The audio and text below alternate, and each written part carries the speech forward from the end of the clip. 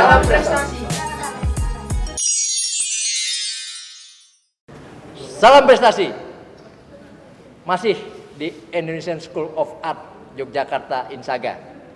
Kali ini kita kedatangan seorang tamu hebat, seorang aktor yang baru saja menyelesaikan syutingnya berperan sebagai Romo Mangun.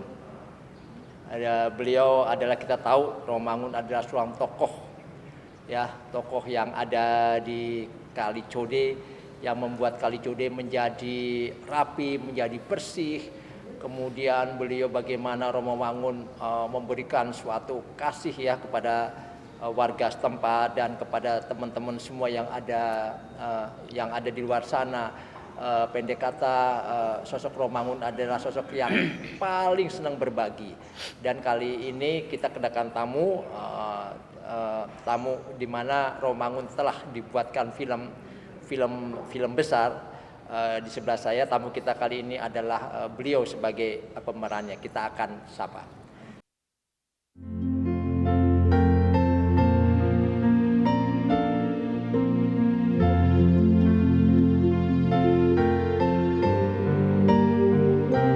Di antara jelaga kehidupan, ku tapaki jalan tak berujung, bagai sekawan manyar terbang, melayang ke masa silam.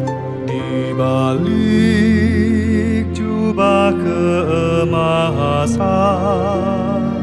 kulihat mega berarak-arak, duhai mempelai surgawi, pancarkan selalu rona bahagia di hati. Saya tidak ingin menyalahkan siapapun. Gegarane wong akrami, tutu bondo, tutu rupa. Kalian semua orang-orang pergerakan, orang-orang yang mengaku berjuang untuk republik ini. Sebuah perjuangan bagi kaum terpinggirkan karena traumatik masa lalunya.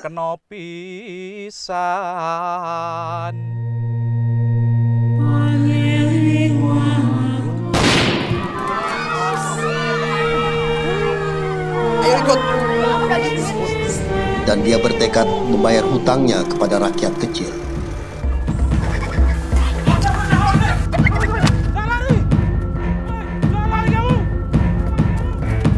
Sebuah rahasia, sebuah perlawanan yang terinspirasi dari kisah nyata. Bicaramu itu mbok ya jangan keras-keras, apalagi kepada pemerintah. Sang Manyar, nyanyian pinggir kali. Selamat siang Mas Ojing. Selamat siang Pak Dedi. Mas Ojing, kok panggilannya Mas Ojing? Apa ada kaitan dengan tuh nama-nama bukan orang Jawa gitu? Dulu saya kan suka ngeledekin, dulu saya nggak tahu itu rasis apa enggak ya. Jadi kalau ada yang Cina itu saya panggil Cik loh. Dan saya terus lari gitu loh. Cing. Terus saya lari, terus ada orang temen SMP lihat, oh Jing lah, dari situ mulai dipanggil Ojing. Oh gitu. Itu waktu SD itu? SMP kelas 1 itu. Di mana SMP-nya? Saya di Klaten. Di SMP SMP berapa? Pangudul 1 Klaten. Oh, PL ya? Ya, di PL. Setelah itu? Setelah itu saya SMA juga di Klaten, di SMA Padmawija Klaten. Terus setelah lulus SMA, saya merantau di Tangerang, kerja di salah satu pabrik sepatu di Tangerang. Nah, di situ saya mengenal teater, dalam arti belajar teater beneran. Jadi saya ikut teater buruh Tangerang. Jadi teman-teman buruh zaman tahun 90-an kan do demo. Saya demonya dengan berteater, pentas di beberapa kantong budaya dan juga di tempat-tempat buruh itu tinggal gitu, di kawasan-kawasan industri di sana gitu. Setelah itu saya juga bermain di Bulungan, terus di tim, di berbagai komunitas penyair dan teaterwan di Jakarta. dolan sambil sinau. Ambil sinau. Ya. Kemudian kok bisa sampai ke Akademi Seni Drama dan Film Indonesia? Dulu saya tuh nyasar sini. Pas tahun berapa itu kan saya sepedaan itu loh. Ini apa bangunan apa lah. Terus saya masuk lihat orang-orang latihan gitu loh. Nah, terus itu tahun-tahun 97. Waktu saya mau daftar Romo tapi nggak jadi. Oh gitu.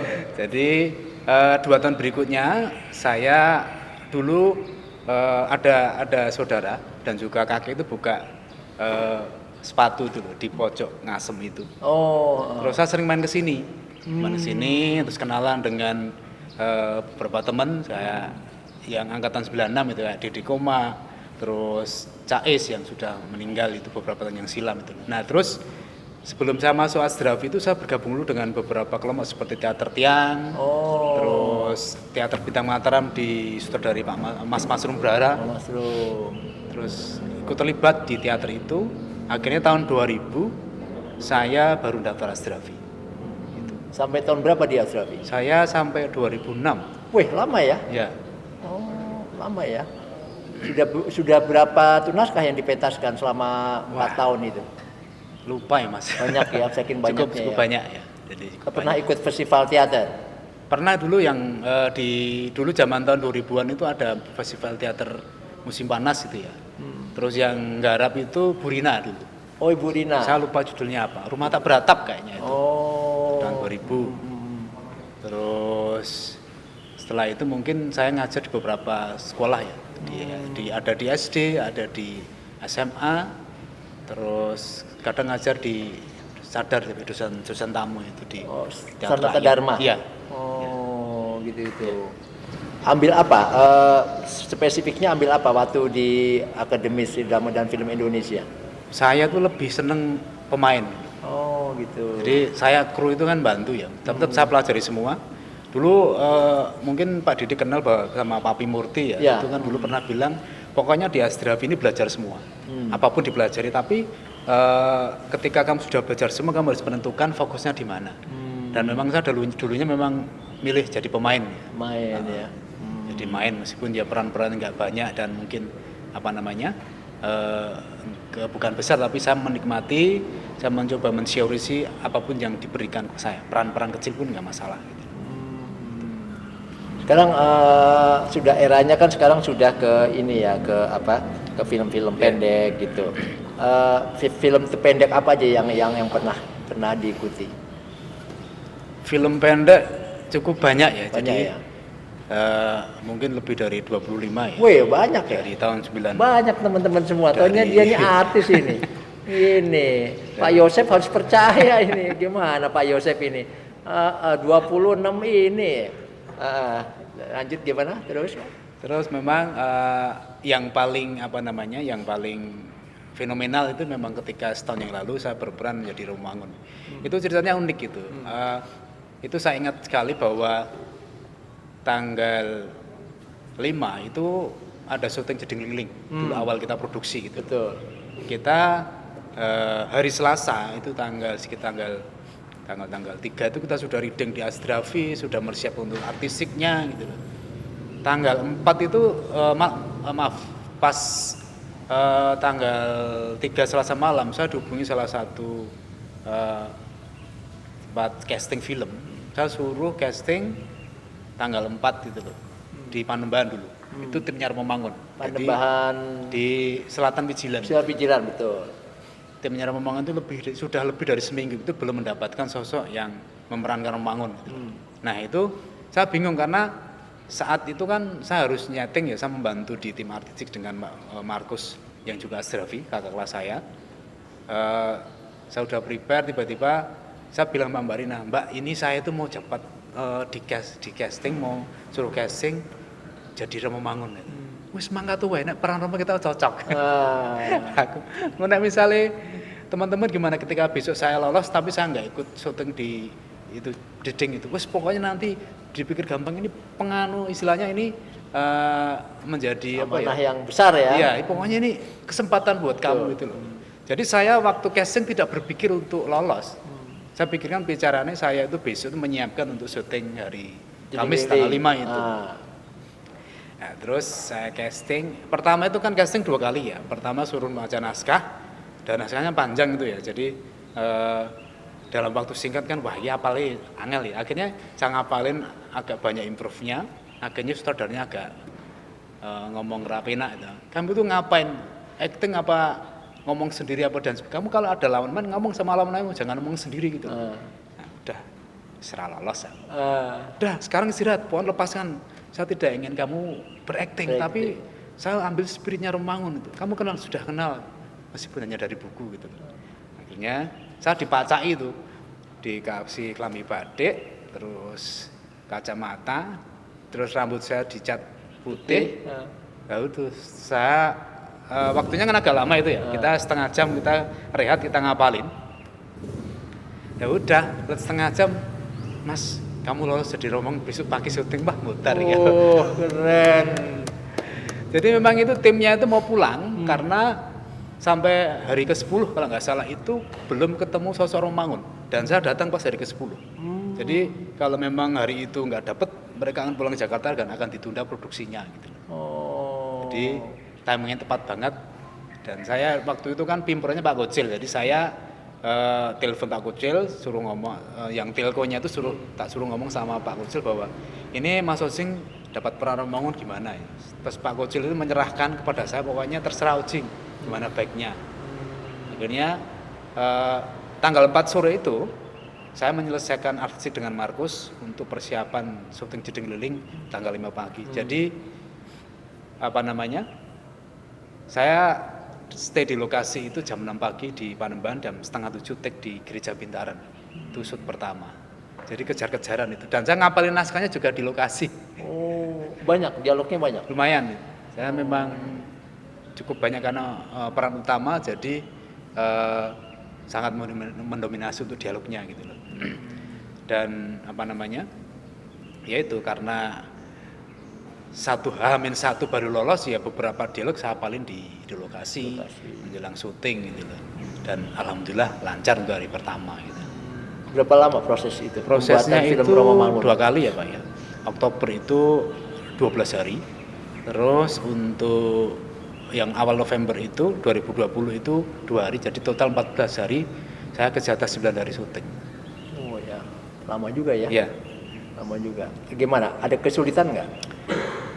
Kesulitan saya rasa nggak ada, cuma kan kadang karena hafalan ya harus cepat hafal, karena saya juga selalu membaca naskahnya malam, terus saya harus paginya juga masih membaca naskah, karena kan kadang untuk call sheet-nya itu kan datangnya kadang jam 12 malam, kadang paginya.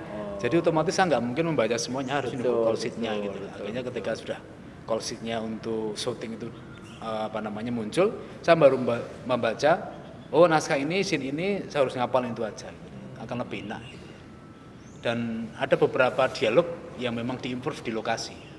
Itu yang memudahkan saya, karena memang lebih enak diimprove karena kan memang tidak harus ngapalin gitu ya.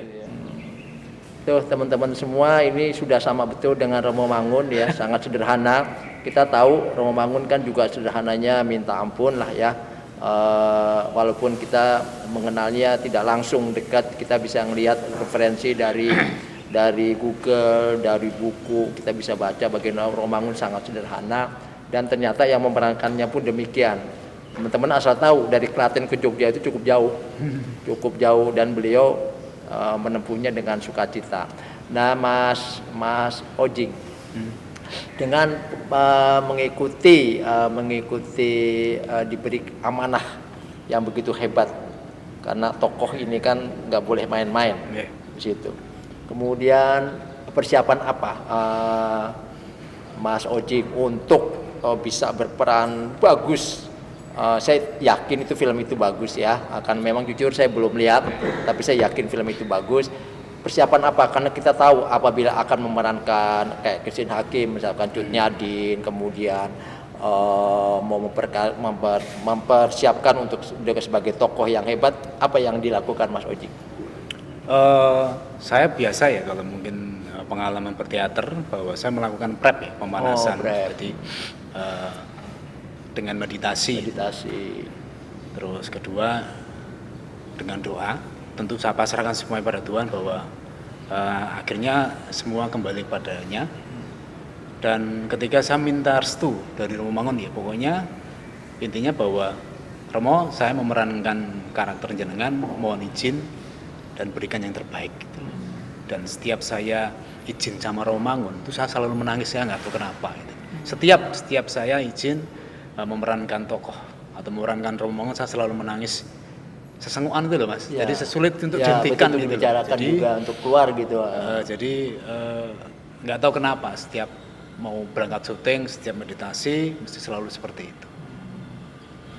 Dan saya tidak berpikir teknik ya, pokoknya apal dialog sudah jalan gitu. Yang hasilnya yang di itu, di trailer sama di video klip. Iya betul. Beliau tinggal di mana itu? Maksudnya Romo. Romo Mangun itu terakhir tinggal di Kuwera, di Jarang Gejayan ya. Kejayaan ya. Kalau dulunya memang tinggalnya di Salam ya, karena masih pastor paroki. Iya, ya, Pak dulu. Paroki betul. Terus beliau sudah tidak aktif ngajar dan juga mungkin dapat izin dari keuskupan untuk tidak terikat di paroki. Dia tinggal di Jode dan akhirnya membangun sebuah rumah di Kuwera itu. Sekarang dipakai untuk pendidikan ala Romo Mangun. Eksperimental itu. Eksperimental. Ya. Dan memang film itu belum pernah diputar secara utuh. Iya, kok belum diputar? Kenapa? Saya tidak tahu. Itu keputusannya di Jakarta ya. Sekarang yang terakhir Mas Ojing, bagaimana perasaan Mas Ojing mendapatkan casting tokoh yang hebat itu? Bagaimana perasaan Mas Ojing? Yang jelas pertama bangga ya. Saya bangga, bersyukur, dan juga saya bisa belajar tentang karakter-karakter yang mulia, dari kesederhanaannya, rendah hati, sering berbagi, terus pandangannya bineka ya, dalam arti tidak pernah membedakan siapa dan bagaimana, terus orangnya sangat membaur, jadi sangat membaur, sosok Romo yang mau tinggal di kawasan yang orang yang umum pun kadang malas ya tinggal di kawasan yang banyak sekali catatan hitam di situ ya. Betul. Dan akhirnya Romo Mangun bisa berbaur dengan mereka tuh adalah sesuatu yang luar biasa. Dan itu beberapa hal yang memang saya perankan itu memang saya sangat tidak hanya memerankan tapi mencoba untuk melakukan dalam kehidupan sehari, belajar untuk selalu rendah hati dalam hal apapun gitu. Jadi supaya tidak pernah arogan dengan pencapaian. Dan memang setelah memerankan karakter Romo Mangun itu memang lebih banyak dikenal ya. Dan job ngalir terus. Alhamdulillah tuh larinya ke sana ya, benar. Ya itu namanya berkah ya. Situ. Jangankan Mas Ojing, saya sendiri pun sebagai kawan, sebagai mantan kakak kelas ya, itu bangga ya punya kawan, punya adik kelas di Daulat menjadi tokoh Romo Mangun, itu kita bangga banget. Kita semuanya bangga. Ternyata Azafi masih ada yang dibutuhkan oleh teman-teman berkualitas di luar. Baik Mas Ojing, sebelum selesai Mas Ojing mungkin bisa bikin statement kepada teman-teman yang di sana. Yang jelas saya Dedi Ratmoyo ya sangat bangga dengan Mas Ojing bisa berperan sebagai Romo Mangun. Semoga Mas Ojing tetap semangat, tetap sehat dan memberikan hal yang manfaat kepada hamba Allah. Ya. Monggo Mas Ojing bikin statement. Yang jelas tetap setia dan tekun, fokus dengan apa yang dipelajari, terus belajar dan berlatih, dan selalu rendah hati dengan semua pencapaian yang sudah diraih. Jangan merasa sombong dengan apa yang sudah diraih dan lupa dengan asal usulnya. Itu aja. Amin. Itu Pak Dedi. Sangat setuju ya. Kata-kata rendah hati itu kita harus rendah hati betul. Dan sangat setuju sekali, jangan lupa kacang, jangan lupa kulit.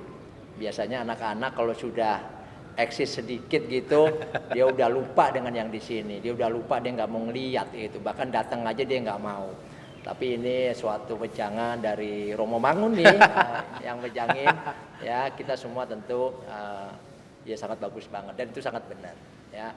Baik, sekali lagi saya Dedi Ratmoyo sangat berterima kasih kepada Ibu Marni, pemilik dari Joglo Kadipaten ini, kemudian juga dengan Ibu Lia, pengusaha distributor Tupperware yang memberikan fasilitas untuk acara ini. Terima kasih, sampai ketemu lagi di acara berikut. Salam prestasi. Salam prestasi.